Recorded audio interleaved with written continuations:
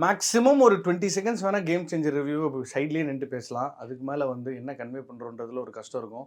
ஆனால் அந்த கஷ்ட நஷ்டத்தெல்லாம் கவலைப்படாமல் சுனில் வந்து படம் முழுக்க இப்படி ஸ்கூட்டர் ஓட்டிக்கிட்டு இப்படி நடந்துக்கிட்டு அவரோட இன்ட்ரோ ஷாட்டுக்கு ஒரு டிராஃபிக் சிக்னல் கிரியேட் பண்ணி ஜீப்ரா கிராசிங்கை போட்டு அதுக்கு யாஷிகா ஆனந்த் நடக்க விட்டு அவங்கள அவர் சைட் அடிக்கிற மாதிரி ஓகே இப்படி தான் இந்த ரிவ்யூவை ஸ்டார்ட் பண்ணணும்னு அவசியம் இல்லை. அஃப்கோர்ஸ் ட்ரெயினில் போயிட்டுருக்கிற நம்ம ராம் சரண் அவர்கள் வந்து லுங்கியில் தான் இறங்குறாப்புல. இறங்கி வந்து அது ஒரு கண்டினியூட்டி பாருங்கள். ஆர்ட்டில் வந்து சூப்பராக வேலை பார்த்துரு ஒரு அவரோட 3 பைகள் வெளியே இருக்கும். ஏற்கனவே அவர் எங்கேயோ எவனோ ஒருத்தனை அடிச்சிருப்பாரு. அவனோட படை தளபதி சோட்டுன்னு ஒருத்தன் வருவான். அந்த சோட்டுக்கிட்டே ஒரு பயங்கரமாக வீரத்தை காமிச்சு ஸ்லோ மோஷனில் போல்ட்டு கேமராலாம் வச்சு அடிச்சு துவம்சம் பண்ணுறாப்புல. Because is arms caster collector not just. ஏன்னா அவர் இன்ட்ரோவே தெளிவாக சொல்லிடுறாங்க, டே அவன் இப்போ தான்டா ஐஏஎஸ், அதுக்கு முன்னாடி அவன் ஐபிஎஸ்ரா அப்படின்னு சொல்லும் போது தான் தமன் சும்மா கீபோர்டில் இருக்கிற எல்லா பட்டனையும் அமுக்கி ஹை ஸ்பீடில் வந்து ஒரு ஆக்ஷன் சீக்வன்ஸ். அதே அடி வாங்குற சோட்டு கிளைமேக்ஸில் திரும்ப நம்ம ஹீரோக்கு உதவி பண்ண வராரு. இன்றைக்குமே அது ஒன்று வந்து நம்ம சொல்லி ஆகணும். சங்கர் சார் படங்களில் வந்து இந்த அடியாளுங்களை வந்து அவர் வந்து ஸ்டீரியோ டைப் பண்ணவே மாட்டார். அவங்களுக்குள்ளேயும் ஒரு ஈரம் நேசம் பாசம்லாம் இருக்குது. தேவைப்பட்டால் அவங்களும் நமக்காக ஆஃபீஸ் ரூமில் வந்து வேலை பார்ப்பாங்க அப்படின்ற அதே சிவாஜி டெம்ப்ளேட்டை இங்கே யூஸ் பண்ணியிருக்காரு. சிவாஜி டெம்ப்ளேட் அப்படின்னு சொன்ன உடனே ஞாபகம் வருது. இந்த படமும் கிட்டத்தட்ட அந்த சிவாஜி அந்த பாணி இருக்குன்னு வச்சுக்கோங்களேன். பட் என்னென்னா சங்கர் அவர்களுக்கு எந்தெந்த எலிமெண்ட்லாம் சூப்பராக வருமோ அதெல்லாம் வந்து இப்போது வேறு மாதிரி நமக்கு கன்வே ஆகுது. ஏன்னா வந்து ஒரு 15 வருஷத்துக்கு முன்னாடி அவரோட ஸ்டைல் ஆஃப் ஃபில்ம் மேக்கிங், அந்த ஓவர் த டாப்பு, அந்த பெரிய பெரிய செட் பீஸு, அண்ட் அஃப்கோர்ஸ் அவர் வந்து he was busy doing back to back science fiction ஃபிலிம்ஸ்ன்றதுனால அவர் திரும்ப அவரோட ஃபோர்டேக் வராரு.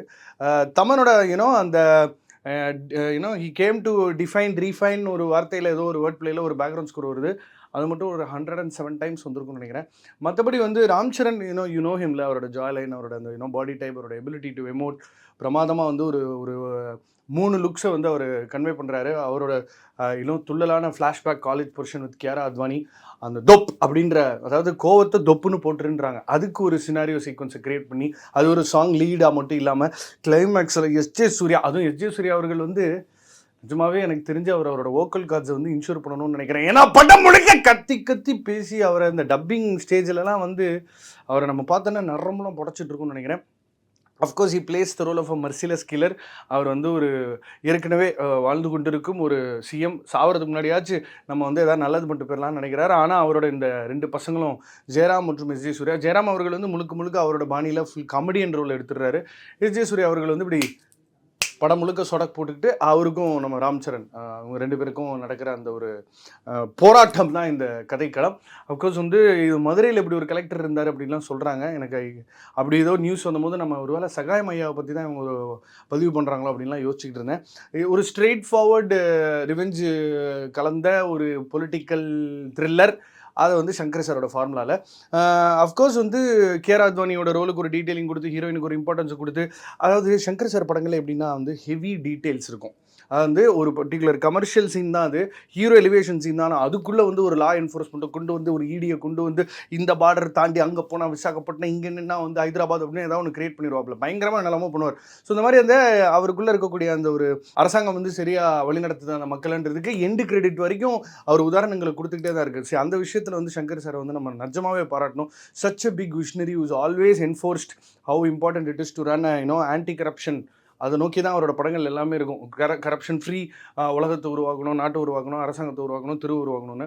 அப்போவே முதல்வனில் வந்து அந்த ஒரு பாக்ஸ், அந்த பாக்ஸ்குள்ளே ஒரு பூவில் இதில் என்ன சொல்கிறாருன்னா, ஸ்விக்கி அமேசான் மாதிரி என்ன உங்கள் வீட்டுக்கு நியாயம் உங்களை தேடி வரும், பிரச்சனை இருக்கா சொல்லுங்கள், உங்களை சுற்றி ஆம்புலன்ஸ் இருக்குது, எதுவாக இருந்தாலும் அப்படின்ற விதத்தில் சின்ன ஐடியாஸ்லாம் நல்லா இருந்துச்சு படத்தில். அதாவது வந்து ஒரு போய் அரசியல்வாதிகள் பொதுவாக வந்து ஓட்டு கேட்கும்போது அவங்க வந்து இந்த மாதிரி கோரிக்கையெல்லாம் சொல்லுவாங்களே, அந்த விதத்தில் வந்து சமுத்திரகனி அவர்கள் வந்து கிட்டத்தட்ட ஒரு அன்பழகன் ஆஃப் ஒரு பெரிய கட்சி மாதிரி வராரு. அவர் வந்து ஸ்டாம்ப் பத்திரத்தில் கையெழுத்து போட்டு நாங்கள் வந்து வாக்குறுதி கொடுக்குறோம், இதெல்லாம் நாங்கள் வந்து பண்ணலன்னா 2 வருஷம் கழிச்சு நீங்கள் எங்கள் கேள்வி கேட்கலான்னு. ஸோ வேறு டைம்லைன்ஸ் லெவலில் படம் ட்ராவல் ஆகுது. நிஜமாவே அஞ்சலியை பாராட்டணும். ஒரு ஷெல்ஃப் லைஃபே இல்லாத ஒரு ஃபீமேல் ஆக்டர், என்ன ரோல் கொடுத்தாலும் அதுக்கு ஃபுல் ஜஸ்டிஸ் பண்ணுவாங்க. ஸோ அப்படிப்பட்ட ஒரு நிறைய ஒரு ட்விஸ்ட்ஸ் அண்ட் டர்ன்ஸ் வந்து எப்படி இருக்கும்னா, நம்ம கலெக்டர் அடி வாங்குற மாதிரி இருக்கும், அதுக்கப்புறம் எஸ்ஜே சூர்யா வந்து அடி வாங்குற மாதிரி இருக்கும், அப்புறம் மாற்றி அடிச்சுப்பாங்க, அப்படி அதெல்லாம் ஓகே தான். பட் இதே சங்கர் சாரோட இந்த அவுட்லாண்டிஷான ட்ரீட்மெண்ட் கொஞ்சம் அவுடேட்டடாக ஆகிட்டு இருக்கும் அப்படின்ற கேள்வி ஒன்று வருது. அண்டு முழுநீள பாடல்கள் ஏன் வந்து இன்றைக்கி வந்து பாட்டு மூலமாக திரும்ப நம்ம எல்லாரையும் அட்ராக்ட் பண்ணணும், 5 நிமிஷம் பாட்டு வைக்கணும், 4 நிமிஷம் பாட்டு வைக்கணும். ஆடியன்ஸோட எபிலிட்டி டு ஸ்டே ஃபோக்கஸ்டுன்றது வந்து காலப்போக்கில் மாறிக்கிட்டே இருக்கு. முந்திலாம் ஒரு படம்னா அப்படியே படத்தை மட்டும் தான் பார்த்துட்டு இருந்தோம். இன்றைக்கி நம்ம கையில் ஃபோனுன்னு ஒன்று இருக்குது, அதுவே ஒரு பெரிய டிஸ்ட்ராக்ஷனை க்ரியேட் பண்ணுது. ஸோ ராம் சரண் அவர்கள் அவரோட கேரக்டரை ஃபுல்லாக ஓன் பண்ணி எடுத்து பண்ணியிருந்தாலும் இந்த சண்டை காட்சிகள் கலந்த இந்த பொலிட்டிக்கல் த்ரில்லரில் இருக்கக்கூடிய அந்த ரெகுலராக அந்தந்த ஜான்ராக்கு தேவைப்படுற அந்த கேட் அண்ட் மவுஸ் கேமை ரொம்ப ஓவராக மில்க் பண்ண மாதிரி இருந்துச்சு. ஏன்னா இப்போ ராம் சரண் அவர்களை வந்து எஸ் ஜே சூர்யா முக்க பண்ணும்போதே திரும்ப இவர் அவரை செய்ய போகிறாருன்னு. அண்ட் இந்த காட்சியோட ஃப்ளோ வந்து ரொம்ப சீக்வென்ஷியலாக இருக்குது. இவர் அவங்க போவார், அவர் உடனே கையெழுத்து போடுவார், இவர் உடனே ராஜினாமா பண்ணுவார். அவர் ரொம்ப நிறைய விஷயங்களை ரொம்ப கன்வீனியண்ட்டாக கன்வே பண்ண மாதிரி இருந்தது. பொதுவாக சங்கர் சார் படங்களில் அந்த லாஜிக்கெல்லாம் மறக்கடிச்சு தான் அதை அவர் அவ்வளோ பெருசாக காட்டி நம்மளெல்லாம் புழக்க விடுவார்னு வச்சுக்கோங்களேன். பட் அதுவே இன்றைக்கி நம்ம கொஞ்சம் பிகமிங் வெரி கிரிட்டிக்கல் ஆஃப் மூவிஸ்னு ஒன்று. அண்ட் முடிஞ்ச அளவுக்கு வந்து நம்ம இந்தியன் டூ வந்து மைண்டில் வச்சுக்கிட்டு இங்கேயும் வந்து அவர் வந்து is going to make a film that is going to take our time eat our டைம்ன்ற மாதிரி இல்லாமல் கொஞ்சம் ஓப்பன் மைண்டோட பார்த்தா இட்ஸ் ஃபேர்லி என்கேஜிங் தான்.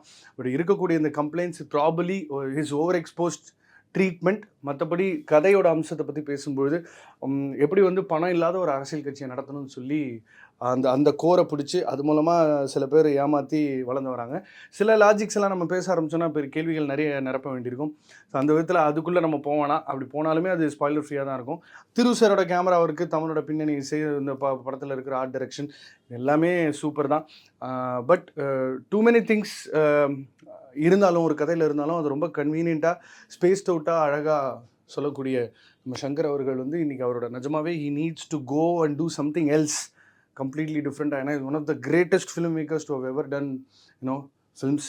நம்மளோட கண்ட்ரிக்கே ஒரு மிகப்பெரிய ப்ரைடு.